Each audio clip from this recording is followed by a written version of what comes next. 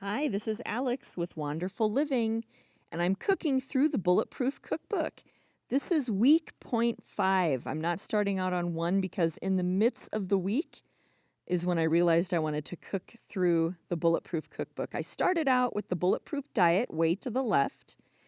A few days in, I realized I don't really want to be on a diet. I want this to be an actual lifestyle change. Diet implies temporary.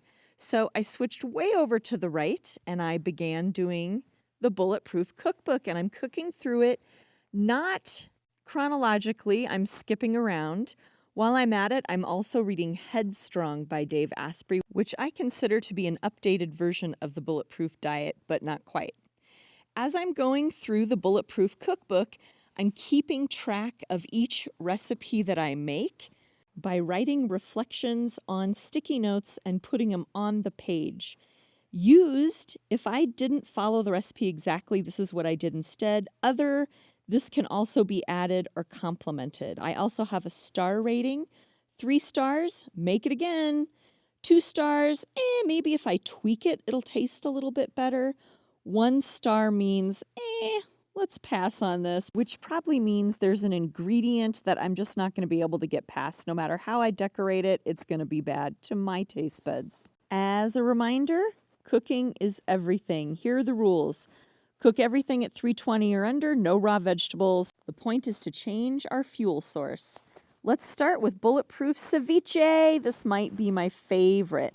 This requires no cooking at all because the acid from the lime is going to cook the meat. It's genius. No heat, only acid used to cook. And there's the final product. It was so good and it's so beautiful to look at.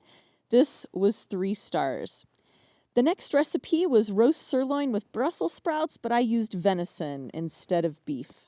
I watched the temperature both inside the grill and inside the crock pot very carefully. It did creep up above 320 a couple of times.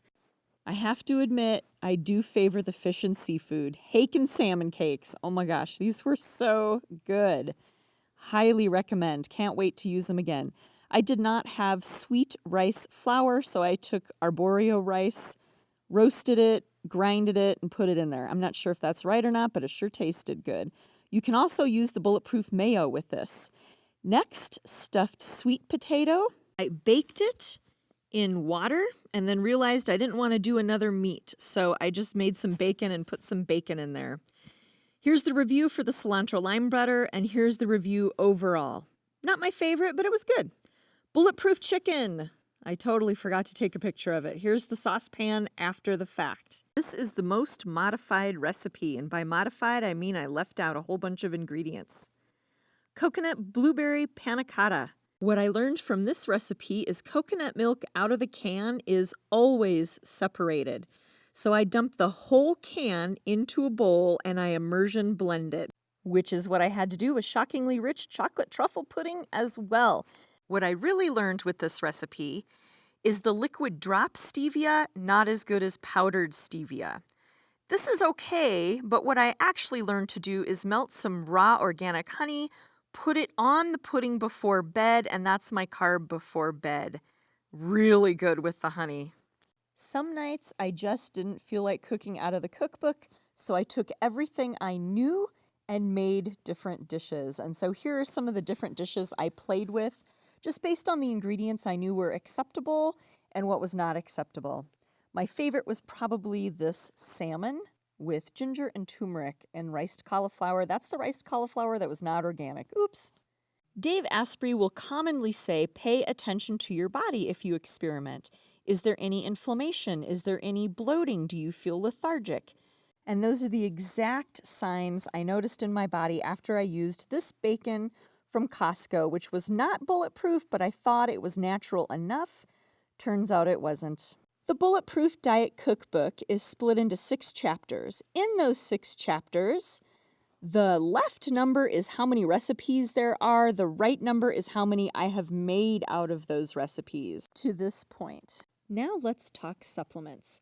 I have a whole system by which I choose supplements. I will do a separate video on that. To begin with, you are warned that this meal plan change, this diet change may cause constipation. Boy, howdy, does it. I chose to take Colasan yesterday to get some action going, and although Colasan worked, it is very gentle. I plan in a few days to take the Smooth Move, which is far more powerful in getting that Tootsie Roll system heading out. Dave Asprey warns that if you do not take activated charcoal, you may feel nauseous, you may have an upset stomach, you may feel weak. Essentially, what activated charcoal does is it removes all of those toxins you're clearing out that bubble to the surface. It takes them out. It soaks them up and sends them out. However, because you don't have regular movement, it's hard to get it out. So I anticipate activated charcoal along with the Smooth Move or Colasan, whatever I'm going to use moving forward, will help get things going faster. I read a few years ago that all rheumatoid arthritis, in fact, all inflammation, is due to parasitic activity. If you're inflamed, if your joints are sore, it is because there's a parasite in the joint. Now, I'm not totally sure that's true, and I haven't dug any deeper. However, I do know that I'm going to be trying this Paragon just in case. It's really just a bunch of herbs. What can it really hurt? I say now. Anyway, I'm getting the hit that I should take the Paragon. When I first began this bulletproof path 8 days ago, I also checked out a bunch of other books from the library to read up on different possibilities with my body and with eating. From those books, I came up with another list of supplements I would like to incorporate into my daily diet. Resveratrol I actually already have on me. I will need to buy CoQ10 and magnolia extract. I already have probiotic. Green coffee bean is on there, so I remember to look into it more. I'm not sure that's something I want to take on or not, but I would like to check it out. Apple cider vinegar, ginger, turmeric, acai. I already have all of those on hand. I would just like to incorporate them more every day. A few years ago, and maybe 3 or 4 times, I did what's called a kidney stone cleanse. Have you ever heard of this? It has something to do with olive oil, grapefruit juice, I can't remember what else, but you wake up in the middle of the night with explosive diarrhea and you poop out a whole bunch of kidney stones. So I came across this photo the other day and it made me think of that cleanse. That is a lot of kidney stone and is a good photo to remind me to drink more water. I hope you've enjoyed this video and I will talk to you soon.